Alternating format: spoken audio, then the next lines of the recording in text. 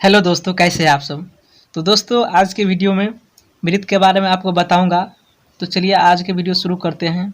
क्योंकि दोस्तों अगर आज का वीडियो अगर आप देख लेते हैं तो आपको वृत्त से कोई भी ऐसा क्वेश्चन नहीं होगा जो आपसे नहीं बनने वाला है। ठीक है दोस्तों, तो चलिए दोस्तों बताते हैं। तो दोस्तों सबसे पहले आपको ये जानना है कि वृत्त किस प्रकार से होता है। तो दोस्तों आप देख पा रहे होंगे कि वृत्त जो है कुछ इस प्रकार से होता है, गोलाकार। ठीक है, और इसके बीच में एक जो लाइन आप देख पा रहे होंगे उस लाइन को व्यास बोला जाता है। वृत्त के अंदर आप बीचों बीच कहीं से भी एक लाइन खींच दीजिए, उसको व्यास बोला जाता है। ठीक है फ्रेंड्स, और व्यास जो है फ्रेंड्स देखिए, ये जो ए से बी तक जो है इसको व्यास बोला जाता है। और बीच में आप केंद्र देख रहे हैं जो बिंदु ओ है, ओ से बी तक इसको आर त्रिज्या बोला जाता है। ओ से बी तक उसको त्रिज्या बोला जाता है, जिसको आर से डिनोट करते हैं। या ओ से ए तक उसको भी त्रिज्या बोला जाता है, यानी कि दो आर मिलकर एक व्यास बनता है। ठीक है, तो ए से बी तक व्यास हो गया, और ओ से बी तक और ए से ओ तक आपको त्रिज्या हो गया, यानी कि दो त्रिज्या मिलकर के एक व्यास बनता है वृत्त के अंदर। और वृत्त के बाहर जो देख रहे हैं दोस्तों कि ये जो आपको ये लाइन दिखाई दे रहा होगा, ये लाइन को ही दोस्तों परिधि बोलते हैं। ठीक है, तो आपको इतना जानकारी रखना जरूरी है। इसके बाद दोस्तों आपको दो चार सूत्र आपको बता देते हैं। इसी सूत्र पे आपको वृत्त का टोटल क्वेश्चन बन जाएगा दोस्तों। अगर आप ये वीडियो शुरू से अंत तक देख लेते हो तो आपको कहीं जाने की कोई ज़रूरत नहीं है। तो सबसे पहले दोस्तों चलिए आपको बताते हैं कि वृत्त का त्रिज्या। देखिए वृत्त का त्रिज्या क्या होता है। वृत्त का व्यास कितना होता है, देखिए यहाँ से यहाँ तक होता है, तो त्रिज्या क्या होगा, व्यास का आधा है। तो दोस्तों देखिए ए से बी तक अगर व्यास है तो त्रिज्या होगा व्यास का आधा। तो इसीलिए दोस्तों जब भी आपको वृत्त का त्रिज्या निकालने के लिए बोले तो वृत्त का त्रिज्या होता है व्यास बट्टा 2। ठीक है, इसके बाद दोस्तों अगर वृत्त का व्यास बोले तो वृत्त का व्यास होता है दोस्तों 2r। देखिए एक आर यानी कि ये दो आर मिलकर के एक व्यास बना हुआ है, तो इसीलिए वृत्त का व्यास होता है 2r। ठीक है, तो ये आपको याद रखना है कि वृत्त का व्यास बराबर 2r होता है। इसके बाद दोस्तों एक और सूत्र याद रखना है, वृत्त का परिधि। ये जो है परिधि, इसका सूत्र होता है दोस्तों वृत्त का परिधि बराबर 2πr। ये भी आपको याद रखना है। और एक सूत्र होता है दोस्तों वृत्त का जब भी आपको क्षेत्रफल निकालने के लिए बोले तो आपको वृत्त का क्षेत्रफल होता है πr²। मात्र आपको ये चार सूत्र याद रखना है। ठीक है, इसी पे आपको वृत्त का टोटल क्वेश्चन बन जाएगा दोस्तों। तो दोस्तों चलिए अब आपको दो चार क्वेश्चन करके दिखाते हैं, तब आपको जितना भी कन्फ्यूज होगा सब आपको क्लियर हो जाएगा। तो दोस्तों चलिए पहला क्वेश्चन आ चुका है। तो पहला क्वेश्चन है, किसी वृत्त का व्यास 24 सेंटीमीटर है तो उस वृत्त का त्रिज्या ज्ञात करें। तो दोस्तों अभी बताए थे आपको कि वृत्त का त्रिज्या निकालने के लिए सूत्र होता है वृत्त का त्रिज्या बराबर व्यास बट्टा 2। तो दोस्तों आपको व्यास दिया हुआ है 24 सेंटीमीटर, अब बट्टा 2 होगा, यानी कि वृत्त का आर जो हो जाएगा दोस्तों 12 सेंटीमीटर हो जाएगा। तो दोस्तों अगर वृत्त का व्यास दिया हुआ हो और त्रिज्या निकालना है तो उसी प्रकार से निकालना है, आर बराबर 12 सेंटीमीटर।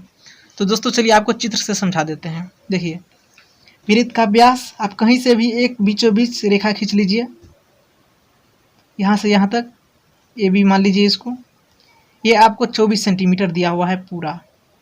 ठीक है, तो दोस्तों इस व्यास में जो है दो त्रिज्या मिलकर एक व्यास बना हुआ है। ठीक है, आपको पता है इसमें केंद्र से ओ मान लेते हैं, ओ बी और ओ ए मिलकर एक व्यास बना हुआ है। तो अगर पूरा मान लीजिए आपको 24 दिया हुआ है तो इसका आधा क्या होगा, 12 ये हो जाएगा और 12 ये हो जाएगा, वही ना होगा दोस्तों त्रिज्या।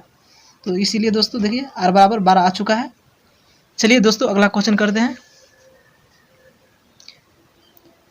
अगला प्रश्न है दोस्तों, किसी वृत्त का त्रिज्या 14 सेंटीमीटर है तो उस वृत्त का व्यास ज्ञात कीजिए। तो दोस्तों आर बराबर आपको 14 सेंटीमीटर दिया हुआ है, तो उसमें पूछ रहा है कि वृत्त का व्यास निकाले। तो व्यास बराबर क्या होता है दोस्तों, व्यास बराबर को बताए थे 2r मिलकर के एक व्यास बनता है। देखिए ये जो पूरा व्यास है तो उसके बीच एक आर ये हो गया, एक आर ये हो गया। ठीक है, तो 2r मिलकर के एक व्यास बनता है। तो r बराबर आपको कितना दिया हुआ है, 14 सेंटीमीटर। तो 2 इंटू आर का मान 14 बैठा दीजिए, यानी कि कितना हो गया, 28 सेंटीमीटर। जिस वृत्त का त्रिज्या 14 सेंटीमीटर होगा उसका व्यास 28 सेंटीमीटर हो जाएगा, क्योंकि यहाँ से यहाँ तक 14 और यहाँ से यहाँ तक 14, दोनों मिलकर के आपको 28 सेंटीमीटर हो जाएगा। तो दोस्तों चलिए अगला क्वेश्चन पर जाते हैं।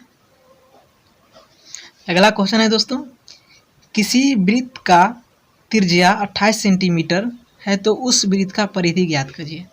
तो दोस्तों आपको आर जो है 28 सेंटीमीटर दिया हुआ है और आपसे पूछ रहा है कि वृत्त का परिधि, वृत्त का परिधि। तो दोस्तों पता है वृत्त का परिधि होता है 2 पाई आर, ये सूत्र होता है।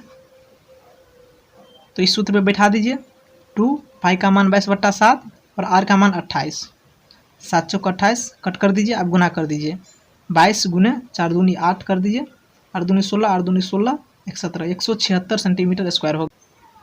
अगला क्वेश्चन है दोस्तों, किसी वृत्त का परिधि 21 सेंटीमीटर तो उस वृत्त का त्रिज्या ज्ञात कीजिए। तो दोस्तों यहाँ पे दिया हुआ है वृत्त का परिधि 21 सेंटीमीटर। दोस्तों आपको पता है वृत्त का परिधि होता है 2 पाई आर, यानी कि 2 पाई आर बराबर दिया हुआ है 21 सेंटीमीटर। तो चलिए 2 पाई का मान बैठा लीजिए 22/7 इंटू आर बराबर 21 सेंटीमीटर, यही ना। अब आपको इसको कट कर देना है, देखिए 2 से कटेंगे 10.5 हो गया 10.5, ऊपर में हो गया 22r/7 बराबर 10.5, यही ना हो गया। 22r बराबर 73.5, तो आर बराबर क्या हो गया 73.5/22, उसको कट कर लीजिए, वही आपको त्रिज्या आ जाएगा। वही ना पूछ रहा है कि वृत्त का त्रिज्या क्या होगा। तो दोस्तों चलिए अगला क्वेश्चन पे। अगला प्रश्न है दोस्तों, किसी वृत्त का त्रिज्या 7 सेंटीमीटर है तो उस वृत्त का क्षेत्रफल ज्ञात कीजिए। तो दोस्तों आर बराबर आपको 7 सेंटीमीटर दिया हुआ है और आपसे पूछ रहा है वृत्त का क्षेत्रफल। तो दोस्तों वृत्त का क्षेत्रफल पता है, सूत्र होता है पाई आर स्क्वायर, आपको अभी बताए थे। तो पाई का मान 22/7 और आर का मान 7 दे दीजिए, 7 इंटू 7, आर स्क्वायर है तो 2 बार 7 दे दीजिए और उसको कट कर दीजिए, 7 दूना 14 और 7 दूना 14 1 15, 154 सेंटीमीटर स्क्वायर। तो यही हो गया दोस्तों वृत्त का क्षेत्रफल। अगला क्वेश्चन है दोस्तों, किसी वृत्त का क्षेत्रफल 154 सेंटीमीटर है तो उस वृत्त का त्रिज्या ज्ञात करें। तो दोस्तों आपको दिया हुआ है कि वृत्त का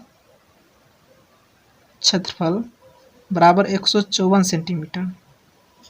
तो आपसे क्या पूछ रहा है, वृत्त का त्रिज्या यानी कि आर का मान पूछ रहा है, ठीक है। तो वृत्त का क्षेत्रफल होता है दोस्तों pi r square, pi r square बराबर कितना दिया हुआ है 154 सेंटीमीटर, यही ना। तो पाई का मान कितना होता है 22/7, आर स्क्वायर बराबर 154, यही ना होगा। अब 22 से काट दीजिए, 22×7 154 हो जाएगा। तो ऊपर में बच गया आर स्क्वायर बट्टा 7 बराबर 7, बट्टा में 1 दे दीजिए, क्रॉस मल्टीप्लिकेशन गुना कर दीजिए, आर स्क्वायर बराबर 49। तो आर का मान क्या हो जाएगा, 49 पे रूट चढ़ेगा तो क्या हो जाएगा 7। दोस्तों आर का मान आ गया आपको यही त्रिज्या 7 सेंटीमीटर। अगला क्वेश्चन है दोस्तों, किसी वृत्त का परिधि 44 सेंटीमीटर है। वृत्त का परिधि आपको 44 सेंटीमीटर दिया हुआ है।